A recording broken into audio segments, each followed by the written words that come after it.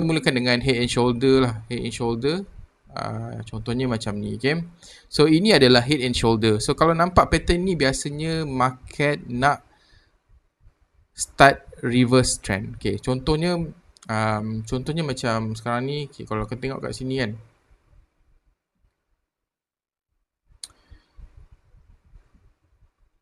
okay, contoh kalau tengok kat sini lah. Sekarang ni kalau nampak dekat sini, ini adalah trend. Kita buat contoh saja. Orang ni tak boleh lukis lah.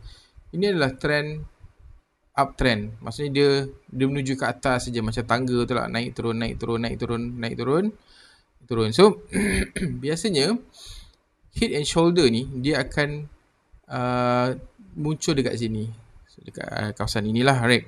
So bila dia bentuk je head and shoulder punya pattern dekat situ, okay, kau bayangkan ini berada di sini. Okay, so menunjukkan psikologi trader di mana akan mulanya trend downtrend selepas adanya selepas adanya uptrend. Okay, maksudnya sekarang ni uptrend, lepas tu bila terbentuknya satu head and shoulder dekat sini, so kita boleh baca di mana downtrend akan bermula. So dia akan turun lah, dia akan turun sampai ke bawah sini. Okay, so head and shoulder macam aku cakap tadi, ia adalah pattern biasanya bila market nak reverse trend. Okay, so head and shoulder ni apa sebenarnya, signal untuk apa sebenarnya. Okay, so dekat sini dia dah bagi tahu di mana head and shoulder ni adalah pattern yang paling common dalam technical analysis. So kalau pattern ini muncul masa market tengah naik, macam aku cakap tadi, tengah uptrend, dia sebenarnya bagi signal trend nak start tukar arah. Okay, just imagine macam ni, sekarang tengah uptrend, lepas tu dia jadi je head and shoulder macam ni.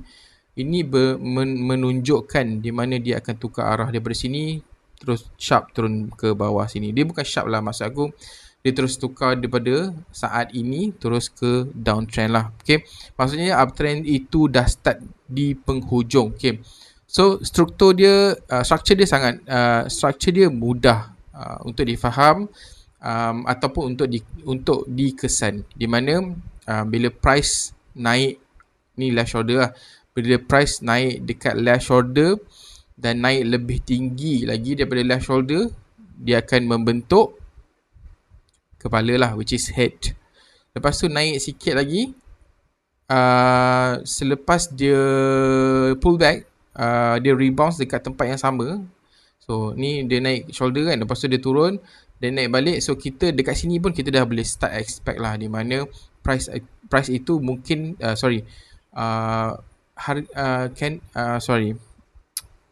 market ini akan start membentuk head and shoulder. So engkau akan expect selepas ini dia price akan rebound. So dekat sini saja, either engkau akan start short dekat sini ataupun engkau akan tunggu dia long dekat sini lah, sebab engkau dah tahu sekarang ni dia mungkin akan terbentuk form ataupun pattern head and shoulder. Okay, so kau boleh short long dekat sini. Okay, dan bila dia start long dekat sini ataupun bila dia start rebound dekat sini, dia akan terbentuk lagi satu right shoulder. Okay, dari situ market dah start nampak lemah, buyer tak kuat macam sebelum ini. So bila dua kali price rebounds, ia menunjukkan market itu dah lemah, buyer tak kuat macam sebelum inilah. Okay, so that's why bila kau nampak je bentuk ni, salah satu advantage-nya ialah engkau mungkin akan faham, ataupun kau mungkin akan faham psikologi trader dulu lah. Itu yang pertama. Yang second, engkau akan start plan di mana kau punya entry ataupun exit point kau sangat kemas lah. Okay, sebab structure dah ada, structure dah clear pun. So dekat sini kau boleh decide lah sama ada kau nak letak point entry dan exit kau dekat mana. So dekat sini adalah di mana aku boleh katakan most of the trader biasanya diorang tak ada this kind of plan. So bagi yang ada itu, bagi aku dia sangatlah dikatakan trading, bukan gambling lah. Okay, so that's why bila ada je terbentuknya head and shoulder ini, masa pattern ini muncul, masa market ni tengah jatuh, itu tanda harga dah sampai kawasan bottom dan peluang besar untuk nak naik balik. Okay, so ini so yang aku cakapkan tadi tu ialah inverse lah. Maksudnya bila dia jadi W kan, W ni just kau terbalikkan je W. Okay, contohnya macam ni lah.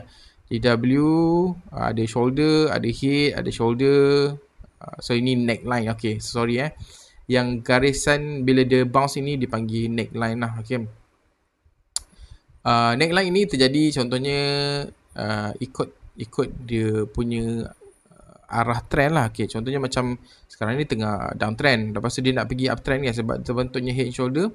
So ini neckline yang kau perlu tanda lah. Okay, so bila dia jadi macam ni, dia akan jadi, ini dipanggil inverse head and shoulder pula lah. Okay, so bila pattern ni muncul masa market tengah jatuh ataupun bearish, ni bearish lah downtrend, itu tanda harga dah sampai kawasan bottom dan ada peluang besar nak naik, nak tukar arah lah, which is the uptrend lah. Okay, so senang cerita, head and shoulder ini biasanya